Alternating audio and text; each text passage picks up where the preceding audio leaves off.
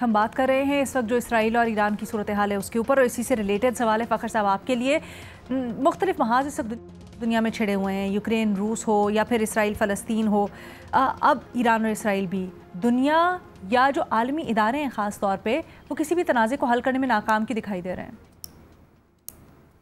ये अलीना देखें, इसमें कोई शक नहीं कि अभी तक जितने भी आलमी तनाज़ात हैं सिवाय इंडिया और पाकिस्तान के, बाकी अभी तक कोई हल तलबी हैं, उनमें कोई उसका जो है वो हल नहीं निकल सका।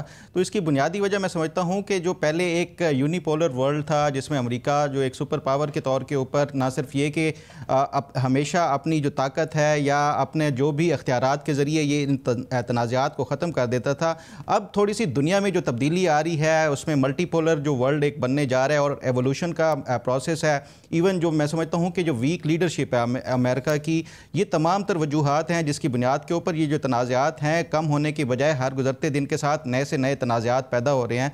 और इसकी वजह यही है, चाहे वो चाइना की एक नई एमर्जिंग जो है वो सुपर पावर के तौर के ऊपर सामने आ रहा है, रशिया भी चैलेंज कर रहा है अमेरिका को, इसी तरह जो अमेरिका की जो एक जो पहले पोजीशन थी वो अब वीक होती जा रही है। तो ये वो वजूहात हैं जिसकी बुनियाद के ऊपर मैं समझता हूँ कि ये जो तनाज़ात हैं अब ये हल होने की बजाय मज़ीद बढ़ते जा रहे हैं। बहुत शुक्रिया फ़खर दरानी साहब। फैसल, आपके इसराइल का ईरान पर हमला, ग्रेटर इसराइल का जो कॉन्सेप्ट है उसकी तरफ क्या एक कदम है? नहीं, ये उसकी तरफ कदम नहीं है, क्योंकि उस ग्रेटर इसराइल के मैप में ईरान तो जाहिर है शामिल नहीं है। लेकिन अगर आप इसको इस तरह से देखना चाहें कि वो एक रास्ते की एक बड़ी रुकावट को हटाना चाहते हैं तो आप कह भी सकते हैं। तो ये उन बातों में से है जिनके बारे में कहा जाता है कि फैक्ट से ज़्यादा अहम, हकायक से ज़्यादा अहम वो एंगल होता है जहाँ से आप हकायक को देखते हैं। तो आप अगर इस एंगल से देखेंगे तो आपको ये लगेगा कि ये ग्रेटर इसराइल की तरफ कदम है। लेकिन आप ये जहन में रखें कि ग्रेटर इसराइल का आइडिया वो आइडिया नहीं है जिसकी तरफ मेरा ख्याल है इसराइल को यूरोप, वेस्ट और मुस्लिम वर्ल्ड में से कोई भी बढ़ने देगा। ये वहाँ भी एक मिसियानिक आइडिया है, बिब्लिकल आइडिया है और बहुत पॉपुलर नहीं है। ठीक है, बहुत शुक्रिया फैसल वड़ाइद साहब। अगला सवाल आपसे है। आपसे पूछा जा रहा है कि ख्वाजा आसिफ साहब ने आज स्टेटमेंट दिया है कि अगर मुस्लिम दुनिया मुत्तहिद ना हुई और हर मुल्क अपने मफाद तक महदूद रहा तो एक एक करके सबकी बारी आएगी। क्या वाकई ऐसा है?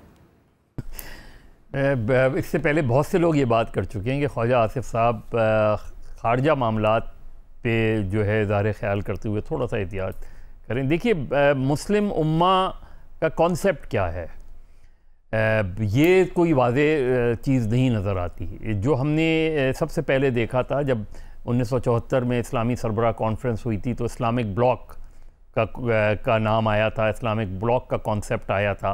उस वक्त इस्लामिक ब्लॉक बनना चाहिए। और फिर पाकिस्तान ने जब न्यूक्लियर प्रोग्राम शुरू किया तो एक प्रोपेगेंडा हुआ कि इस्लामी बम का नाम है। असल चीज़ ये है कि मुसलमानों के अंदर इतनी ज़्यादा डिवीज़न हमें नज़र आती है।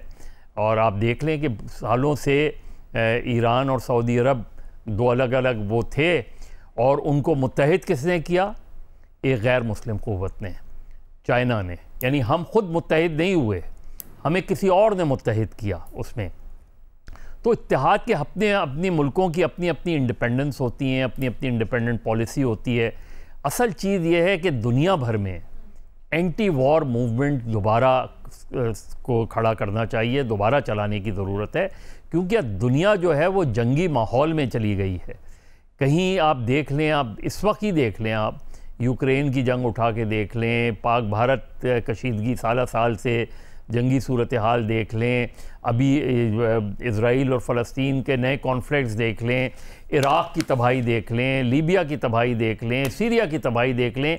तो ये जो जंगी माहौल है, दुनिया में एक बड़ी तहरीक की ज़रूरत है।